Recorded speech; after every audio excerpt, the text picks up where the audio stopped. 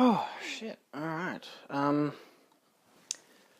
For reference, it is currently like 25 degrees. And it is also 3 a.m. on the, what is that, the 3rd of the 2nd? Or the 2nd of the 3rd? 2nd of the 3rd. Because it's American, because you got the day, then you got the month. It's currently 2:03 a.m. Why? Yes. Why am I holding a Pac-Man clock? It's an alarm clock. It's weird. Yeah, it cost me like $50. And it's cute and it's funny and I like it and it makes Pac-Man sounds when the alarm goes off. So that's a thing. No, I'm not going to test what it sounds like right now because then I'd have to reset the alarm. I don't have time for that. I have time for other stuff like... I'm still trying to get used to this. No. No, I'm just not getting that. Okay, cool. I bought this. It's got donuts on it. Yeah. I don't know what I'm doing anymore. Like, I spent like $50, $60 on this t-shirt. That smells like gas. Cool. I'm gonna leave that there. That's not how the start of this video is meant to go. I guess it means I'm tired.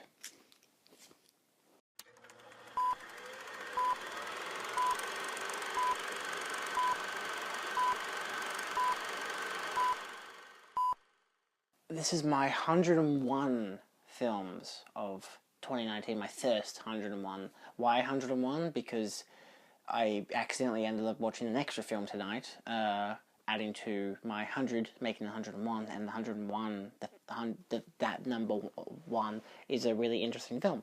So, yeah.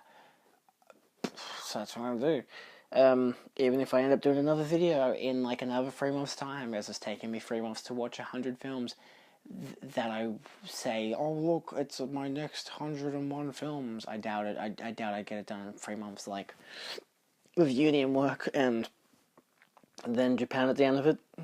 I bloody doubt it. Maybe the end of June, because I'll have like a week of a holiday. So I'm going to go for all these films, and here I'll have obviously a poster for each film, makes the editing more fun. And I'm also going to add my review, the 5-star review from Letterboxd, because I've done that for all of these films. And I've also got a few annotations as well that I should probably add that is a thingy in this. Yeah. I'm not going to read out my reviews from Letterboxd. I might put up the quotations of the review. Most of the time I've started getting to a thing where I do a quote from the film, and then I actually talk about the film, what I like and whatever. I might briefly mention on this, might not, but I'm just going to run through each film and have the review here. So number 1, we had Taxi Driver, start of the year, pretty sweet. Followed by Bumblebee. Then the Favourite, which I actually, annotation, watched it twice. So technically, I've watched 103 films in this list, because there's another film in this list that I've watched twice this year already. So The Favourite is one of them. I watched it twice. Then I had La La Land, Baby Driver, Project A Part 2. Yeah, definitely won't have the words on here. I'm going to go through this real quick. Suicide Squad, which I've noted down as my least favourite film of all time. Harry Potter and the Chamber of Secrets, because I watched The Philosopher's Stone, like, at the end of last year. I think. I can't remember. It was definitely at the end of last year, because I got the 4K box set, so it's pretty cool. Raging Bull, another Scorsese film, which has allowed me to actually make a Scorsese collection here, which is pretty cool. And also another Robert De Niro film, which is not the only Robert De Niro films on this list.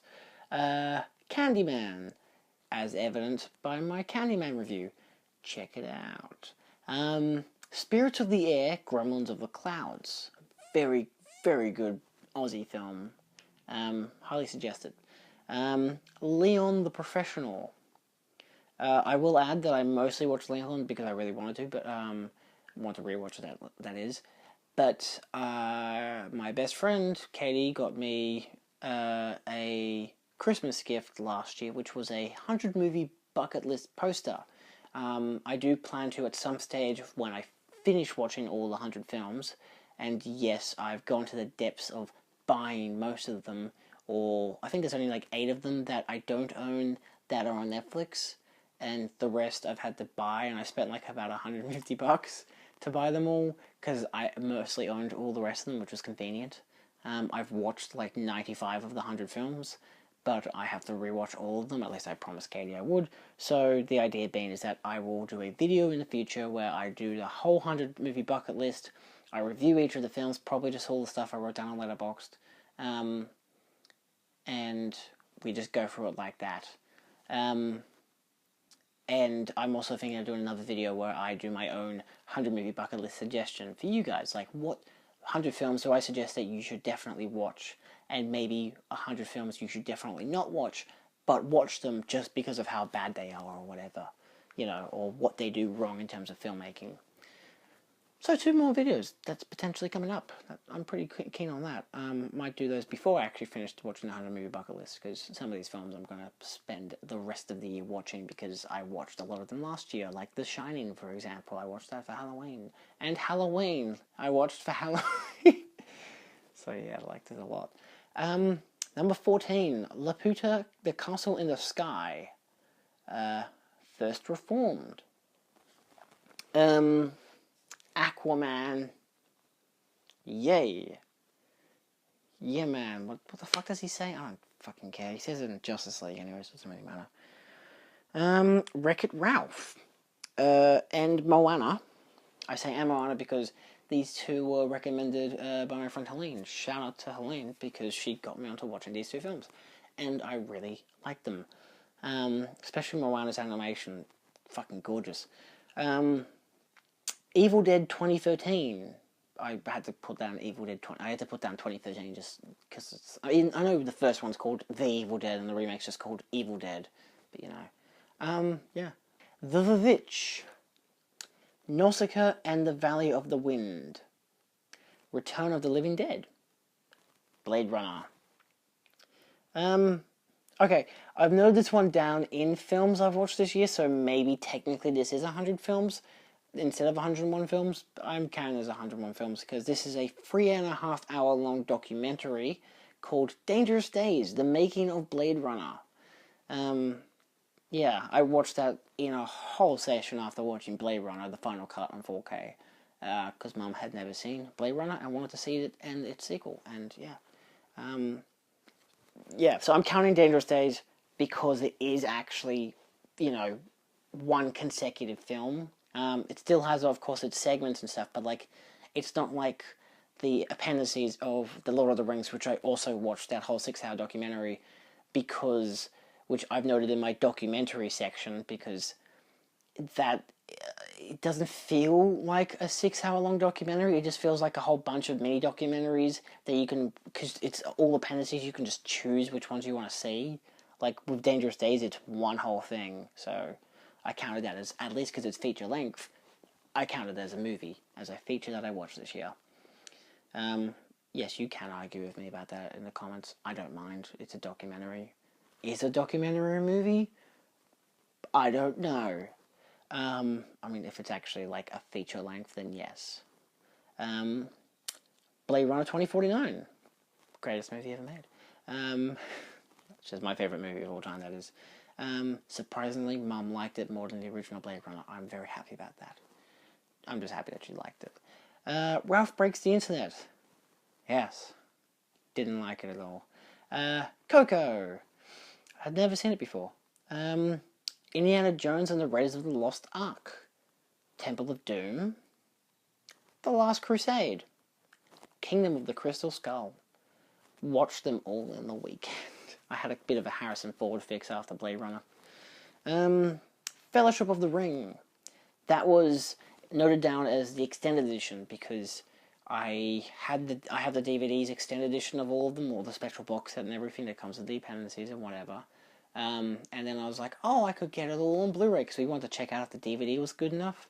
But then my friend Guy suggested, don't get the Blu-ray of the extended cut, get the DVD of get the Blu-ray of the theatrical cut, which I'd never really seen the theatrical cut before. So I still haven't seen the theatrical cut of Lord of the Rings, Fellowship of the Ring, but for the second two, I have now, even though I grew up watching the extended editions, only knowing that the extended editions were the films that were ever made. You know, I didn't know until I watched it on TV one time where it said, oh, this only goes for like 2 hours. I'm like, what? But it's meant to go for 3.5 hours, you know.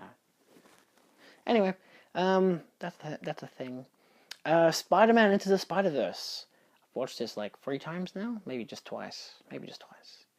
The Mule, First Man, Akira, because it's 2019. The Two Towers, you know, Lord of the Rings. The Return of the King. So both of these were just the theatrical cuts. Moonlight, Paris, Texas. Glass.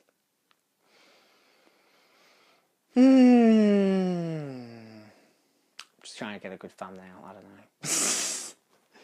Why am I don't need my face tonight, I could just do a whole bunch of movie posters like I did last time. Oh, Venom.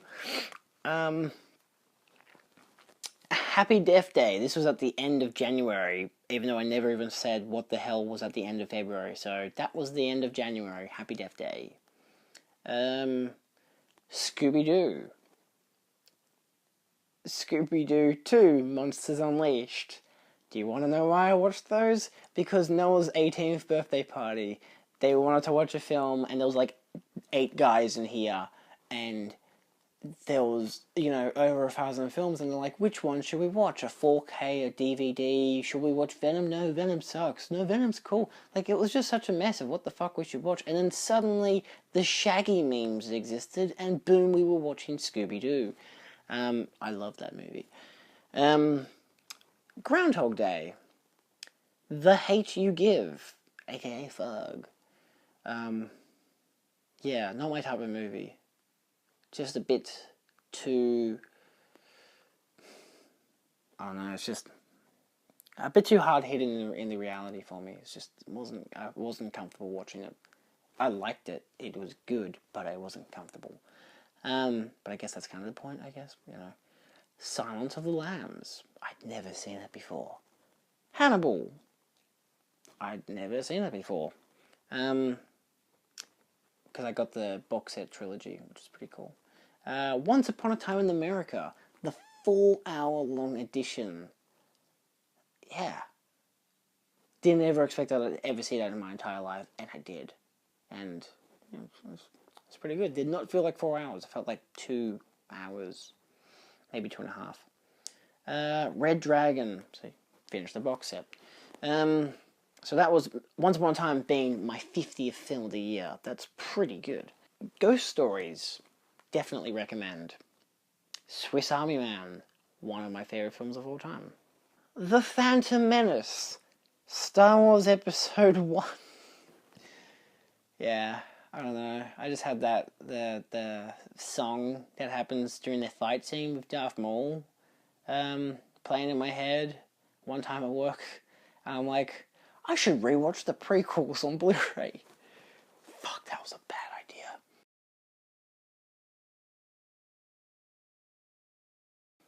idea. 10 Things I Hate About You, because it was a Saturday morning and it was on, and I just ended up watching the whole film from start to end because it's a fun film.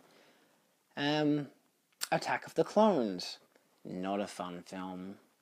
Revenge of the Sith. Kong Skull Island. Skull Island? Island Skulls. Skulls of Islands. King Kong Escapes. Fucking hell was that mildly cringy. So, I think it's Tacky? Tacky, I think is the word. I don't know, you know, kind of B-movie stuff. Once Upon a Time in Anatolia. That's a 3-hour-long movie. Aladdin. Yes, literally because I saw the trailer for the new one and was like, fuck no, I'm watching the original, and it is, well, not the original, the Disney original one, and fucking hell, is it a good movie. Ronin came out of nowhere, so good. Walk the Line, yeah, extended edition too. Alita Battle Angel, yeah, my friend Lachlan absolutely digs it. He's watched it like 3 or 4 times already, giving it 5 stars every single time. He loves it. Which is a good thing. Happy Death Day to You. Asterix, I've watched it twice now. Both times with Katie. Thank you, Katie. She wanted to watch Alita Battle Angel, Happy Death Day to You, and What Men Want, number 66, all in one day, and we did. I also saw Ninja Sex Party that night concert. It was really fucking good. Yeah, I've got videos too. I'm not going to obviously put them up because, the copyright and stuff, but it was fun. Barry Lyndon. I don't know why I watched it. I just felt like it. I'm like, I want to watch a Kubrick film that goes for 3 hours. Hey, Dad, let's watch Barry Lyndon. And we watched it, and it was a fucking masterpiece. Hugo. Because it was so hard for me to find on Blu-ray, like at least at JB, that is. And I'd always heard good things, It's about, the art of filmmaking, like the history of filmmaking and stuff. And I was like, oh, cool. It was kind of boring. It had some good sequences, like the dream sequence, but outside of that, it was just kind of I don't care. You should read my review for it on Letterboxd. It's pretty harsh. But it's in my Scorsese collection. I still kind of think he's mildly overrated, but that's okay. Yeah, fight me. Star Wars Episode 1, A New Hope. I watched the Blu-ray of all of these. I was going to rewatch the VHS of all 3 of them, but I couldn't be bothered setting up the VHS player, so I just decided, I'll watch the Blu-rays. Can't be that bad. It's pretty bad. For at least A New Hope. Empire Strikes Back. Amazing, of course. Return of the Jedi. It's actually the only Star Wars film I don't mind all the special edition stuff, except for Hayden Christensen at the end. I actually like all the rest of it. I like the musical number. It's a bit over the top, but I like it. It's better than the original song, in my opinion, and the puppet for the long-mouthed chick is just weird. And I don't mind the song at the end. I like that too. I think all the Hayden Christensen stuff that was forced into it is annoying, but at the same time, it's like, yeah, shit happens. Or in this case, George Lucas happens. The Force Awakens, because why the hell shouldn't I watch that? Suspiria, the 1977 one. I'm showing that to a friend for the first time, because I keep doing that. How many times have I watched that film now? A lot. A lot. Inside Out. It's a good film. Seven Samurai. Why did it take me so long to watch this movie? I mean, I bought it like over a year ago. I finally watched it, and it was amazing. Scott Pilgrim vs. the World, because I bought the soundtrack, and it's just a good film. Walk Hard, the Dewey Cox story. Highly suggest it. Especially in terms of a musical biopic. It is so fucking good, and so funny. It's only 90 minutes, too. It's great. The Last Jedi. Of course, Star Wars. This is actually the second time I've watched Star Wars The Last Jedi, because I've only seen parts of it since, because, Dad had watched it and it was on TV and whatever, on the Blu-ray, and I just hadn't watched it fully for a second time since watching it in the theaters, and I liked it when I came out of it watching the theaters. I loved it this time watching it a second time. I'm like, oh my god, I just love every single thing about this movie. I absolutely adore. I'm kind of obsessed with Porgs now. It's just kind of crazy, and I love it. And I think Rian Johnson did a great job. And I will add this as an additional factor. Yes, when I said to my friend Guy, oh my god, I forgot how bloody good The Last Jedi is, he was just like, I don't want to talk about masterpieces right now. I'm trying to focus on the Resident Evil films. And I was like, okay, sure. 20 minutes, almost. Office Space. So this being another one of the bucket list ones. So obviously, if I go through a lot of these 100 films, another 100 films list, it'll just be a lot of these in the 100 films are going to be from the bucket list. Hence why I'm not properly reviewing them now, but I will go through my actual Letterboxd review when I get into the video. Little Miss Sunshine, Breakfast at Tiffany's, Stalker. That movie is a mood. A beautiful, beautiful mood. John Wick, because if you ever get angry, watch John Wick. If Beale Street Could Talk. It's very nice. Cold War, fucking beautiful. Vox Lux. I've done a half an hour video just sitting on this couch talking about it, and if it hasn't come out by this stage, it will come out after this. If not, it has come out now. Go and watch it. Yes, it kind of spoils the film, but at the same time, go watch the film, then watch my video, I guess. But I like it. Pulp Fiction. I didn't want to rewatch this film. I kind of was in the mood for it because I've been listening to the soundtrack, and it was on the bucket list, so I'm like, fuck it, I've got 2.5 hours to kill. Let's watch it. John Wick Chapter 2, because it's better than the first one. But the first one is still amazing, but the second one is even better. And it's like, what the fuck? How is this film so good? Then, yeah, on the bucket list said Alien. So I watched Alien on Blu-ray. Not going to get the 4K, but the Blu-ray is amazing. Aliens Special Edition.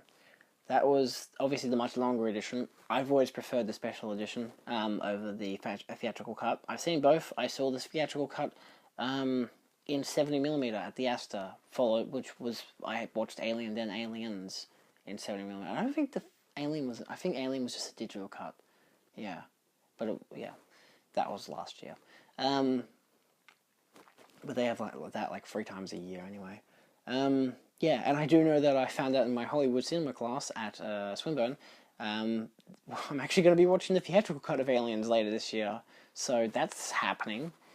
Alien 3, the assembly cut, otherwise known as the special edition on the disc, is an extra half an hour longer, and is amazing. Absolutely amazing. I'd say it's my third favorite Alien film. But the Alien films being, Alien, Aliens, Alien 3, then I'd go Covenant, Prometheus, and Resurrection. Not including Alien vs. Predator or anything else. Yeah, because I found the goodness of all those movies. I mean, obviously, Alien's a perfect masterpiece film. It is a perfect film.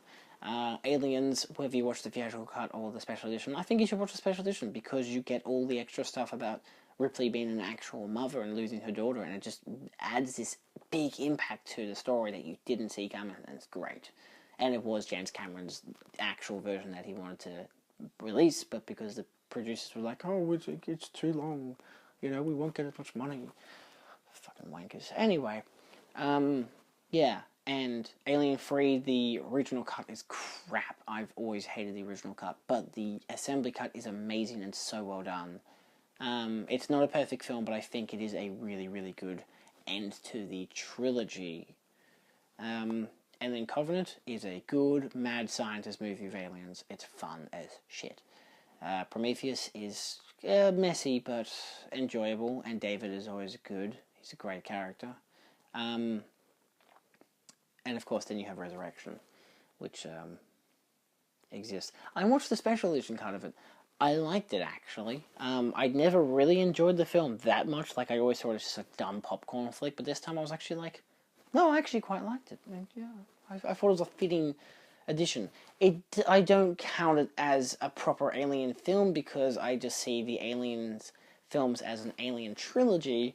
Then you got your 2 prequel films, which are kind of so confused as what the hell they are, that they just seem like fan fiction made by Ridley Scott. Yeah. And then there's Resurrection, which is just fan fiction made by written by Joss Whedon, and then directed by Jean-Pierre something French. Yep. Even though his preferred version is the non-special edition cut. Bottle Rocket. Wes Anderson's first feature. That was fun, yeah. Gremlins. because apparently they're doing an animated prequel series, and I'm like, I just want to watch the original. And then I watched Gremlins 2, the new batch, a far superior film, which is hard to say because Gremlins is so good, but Gremlins 2 is amazing. Along Came Polly, probably one of the only films on this list I regret watching, but at the same time I don't. Like, it was just on, and I was too tired to have a shower and watch something else. So I watched this because it was just a 90-minute film on TV, and by the time it was over, I was like, oh, okay, well, I can add it to my list now. Again, check out my review. It explains why you should watch it, and probably why you shouldn't as well. Top Secret. Yes. I'm surprised I'd never watched Top Secret before. Don't Look Now, because Annihilation wouldn't play on Netflix, so I didn't get to watch Annihilation. So I watched Don't Look Now instead, and it was definitely not what I expected, but still really fucking good. And I watched the Criterion 4K version. It was beautiful. El Dorado, because for some reason Dad put that on this morning, and I was like, sure, I'll watch that, and I did, and I liked it. Yeah.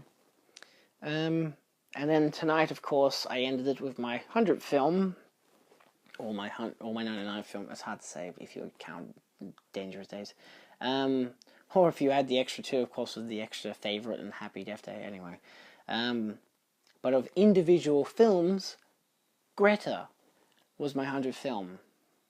Why? Because Katie wanted to watch it.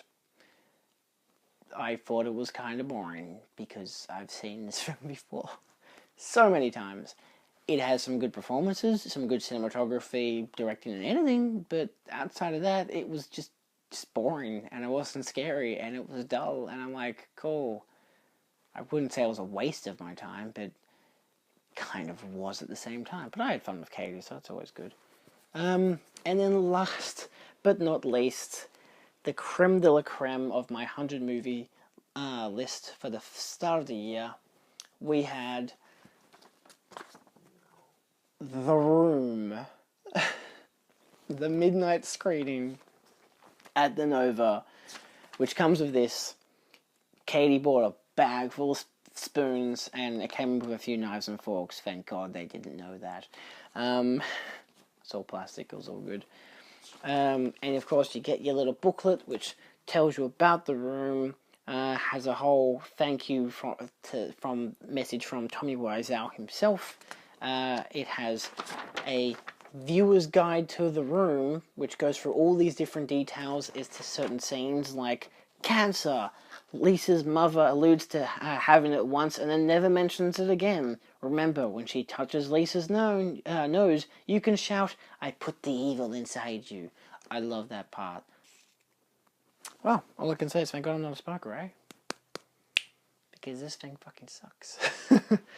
I mean, it only costs like $3. It doesn't really matter, does it? Yeah, so thanks for watching this 100 movies review. Feel free to like, share, and subscribe for more. Well, it's not really a 100 movie review, but it's more or less me just detailing the first 100 movies I've watched. With Letterboxd reviews. I have a Letterboxd account, of course. It's in the description. I might try and attach it to my channel in the description of my channel if I can. I haven't thought about it until now, so I'm like, hey, that's probably not a bad idea. Boy! I got it. I figured out how to do it. Ha ha ha. Let's hope the smoke alarm doesn't go off, because that thing is sensitive as shit. Do not burn toast in my house. It's a bad idea. Or sausages, or hamburgers, or anything I can burn. Holy crap, it goes off. Anyway, that was fucking weird. Yeah, so if you guys want me to do this for every 100 films I watch, 100% I will do it. Probably I'll do it anyway, because obviously I love watching movies. It's my favorite thing in the world. I love seeing movies with people, especially. I love knowing that I can compare notes about a movie with other people. Because talking about movies is great. That's why I made a half-an-hour video on Volkslux, because I don't know anyone who's watched it. Literally, I don't know anyone.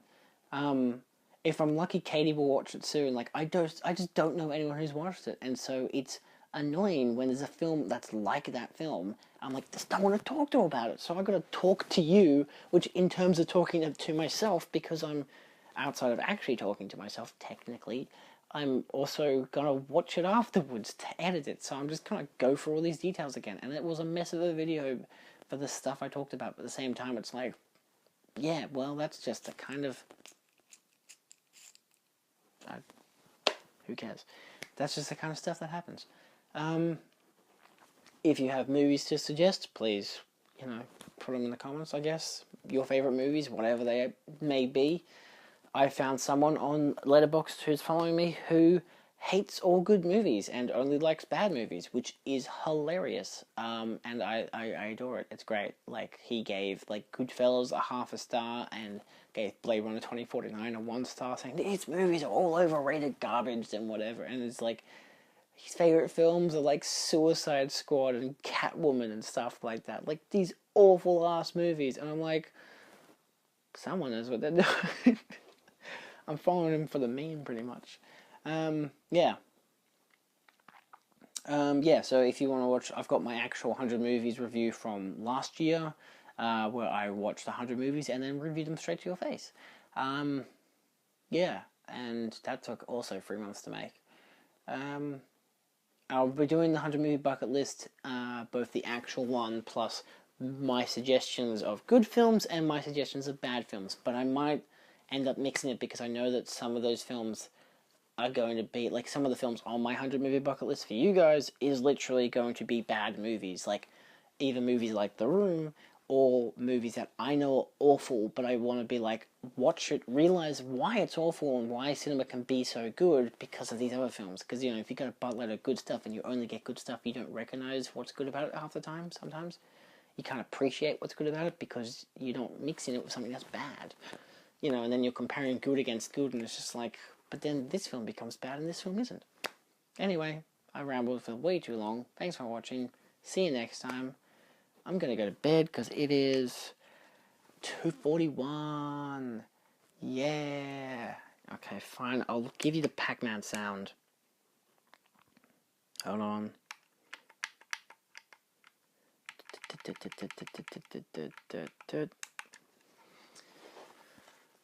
This is what it sounds like.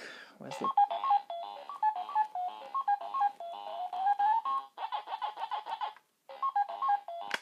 That's what it sounds like. Happy.